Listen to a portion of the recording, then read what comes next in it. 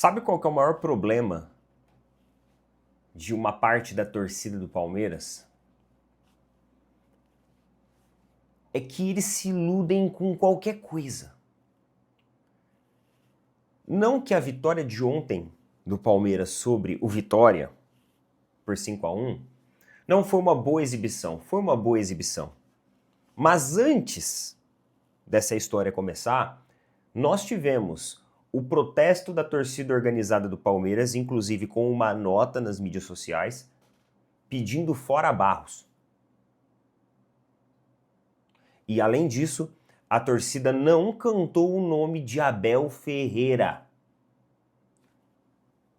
minutos antes de começar o jogo. Como é ali tradição, né? Que a torcida cante o nome dos jogadores. E isso não aconteceu com o nome do técnico do Palmeiras.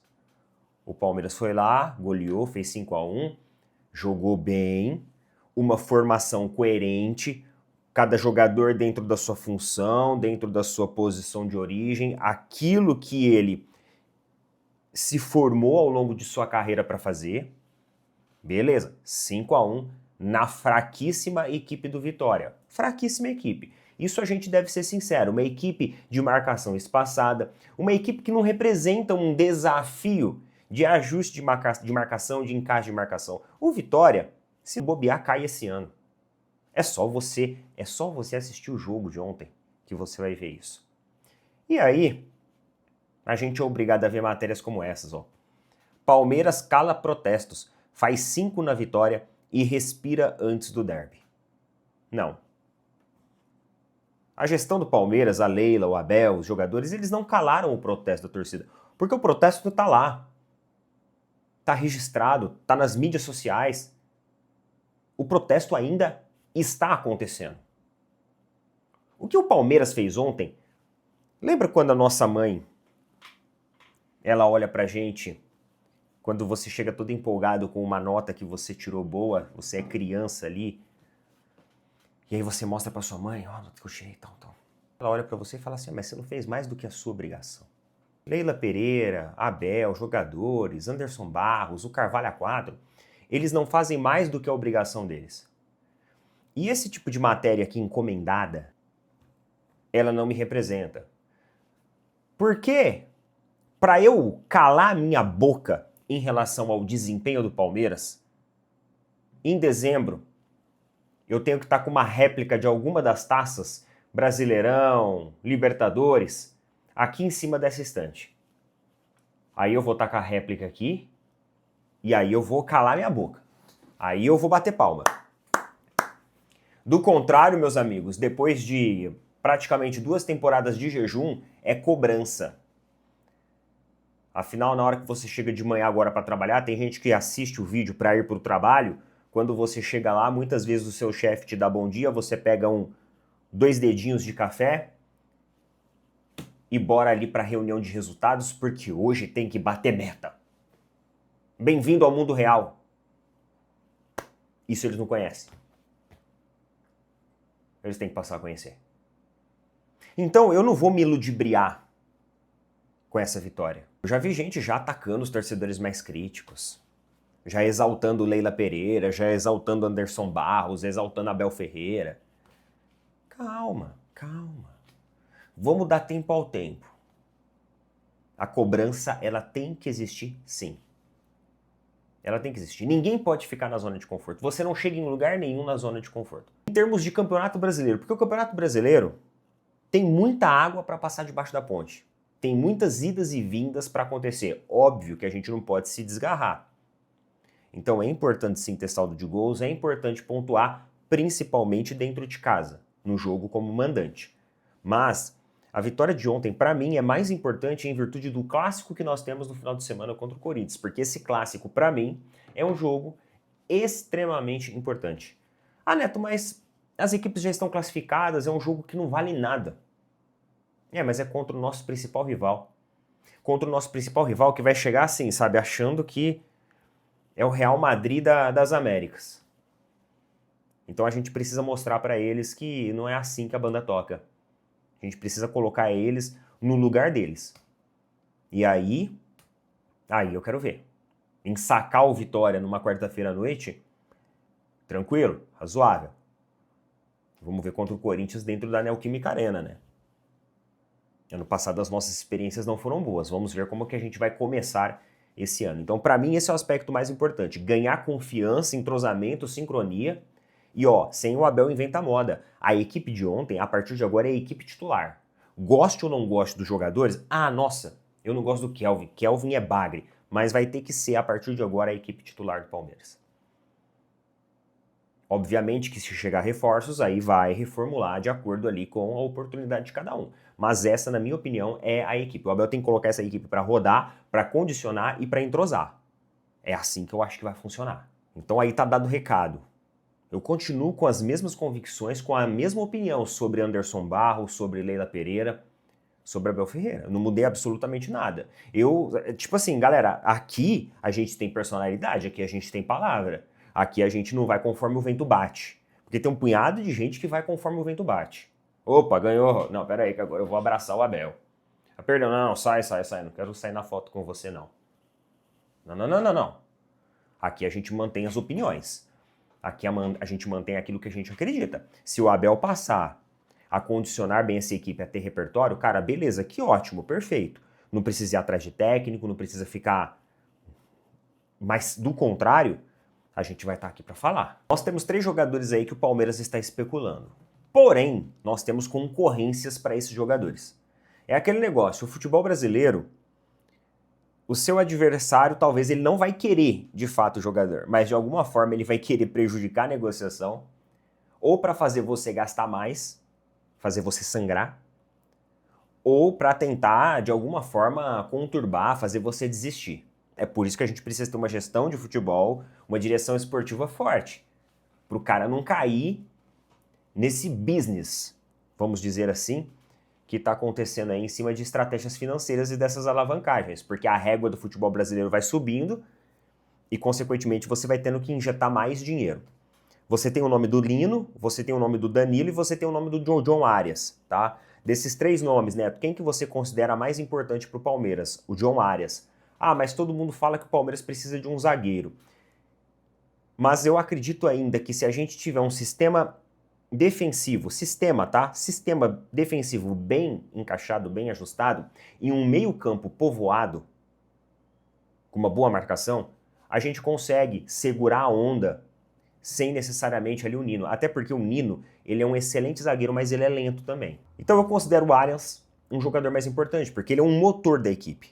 Além disso, ele é ambidestro, traz flexibilidade, aumenta repertório. O que a gente precisa hoje é repertório. Provavelmente o Alan, com as exibições que vem fazendo, vai ser vendido, então a gente vai precisar de um jogador já pensando no substituto do Alan. E é aí que entra também o John Arias. Então, por vários e vários motivos, até mesmo financeiramente falando, o Arias é importante para o planejamento aí do Palmeiras como um todo. E depois nós temos o Danilo, que também apareceu sendo repercutido no Palmeiras. A negociação com o Danilo já não deu certo. O John Textor, em entrevista à Premier, já falou que ele é inegociável. O Palmeiras colocou uma proposta por 50% dos direitos do atleta, 50 milhões de reais. Uma proposta ridícula, uma proposta para ser recusada. O Palmeiras, nesse momento, galera, tá meio que jogando para a torcida, sabe? Fazendo um oba-oba. Porque você colocar 50 milhões de reais no Danilo, o Botafogo pagou mais do que isso, mesmo por 50%, ainda o Botafogo colocou mais dinheiro que isso, não me parece uma proposta de quem está realmente com intenção de negociar o atleta, de comprar o atleta. Não. Isso é óbvio que o Botafogo iria recusar essa proposta e o John Textor falou ao vivo no Premier que ele é um jogador inegociável. Depois nós temos a negociação do Nino, que também acabou melando. A negociação do Nino acabou melando. Nós temos 2 fontes aqui que trazem notícias a respeito do Nino. Segundo noticiou a ESPN na quarta-feira, o Zenit decidiu não negociar o defensor na atual janela, por considerá-lo um titular absoluto. Os russos eles são difíceis de negociação. Além disso, o All Sport informou que se o clube russo topasse liberar o jogador agora, seu destino seria o Fluminense e não o Palmeiras. Então, o atleta, o staff do atleta, eles já têm ali um acordo verbal com o Fluminense de retorno para a equipe carioca. Ou seja, essa negociação aqui, meus amigos, Danilo e Nino já melou. Esqueçam. Aí nós temos também atualizações lá do John Arias, a respeito do John Arias. A negociação do John Arias é uma negociação que o Fluminense está tentando buscar, está tentando correr atrás de recurso para trazer o jogador, para cobrir o valor ofertado pelo Palmeiras. Mas tem um terceiro elemento que no meio dessa negociação apareceu e aumentou o sarrafo para a gente da despesa. De acordo com o que foi apurado pelo Lance, o Flamengo, enquanto estava na negociação com o Paquetá, eles também fizeram ali uma proposta, uma sinalização para o John Arias. E nesse momento, o Palmeiras já tinha o contato com o staff do jogador e o Palmeiras também já estava preparando a proposta para o jogador. Então, basicamente, Palmeiras e Flamengo, eles fizeram praticamente a proposta ao mesmo tempo. Porém, o Flamengo chegou antes com uma proposta de 22 milhões de euros. Isso obrigou o Palmeiras a subir a proposta deles. Então, essa proposta do Palmeiras de 25 milhões, ela não veio de agora. Ela já foi sinalizada antes. Porque a proposta do Flamengo condicionou o Palmeiras a jogar 3 milhões de euros a mais. Porque o Palmeiras ficou com receio. Pô, e se ele decidir pro Flamengo? Só que aí é que tá, o jogador, ele não vai pro Flamengo, porque ele tem um carinho muito grande pela torcida do Fluminense, e se já tem torcedor do Fluminense chamando ele de traíra para ir pro Palmeiras, você imagina se ele for pro Flamengo. Esse cara, ele não vai ter paz enquanto estiver lá no Flamengo. Então, meus amigos, no final das contas, a negociação do Flamengo, a sinalização do Flamengo só serviu para fazer o Palmeiras colocar mais dinheiro em cima. Porque talvez nesse momento a gente poderia jogar 20 milhões de euros.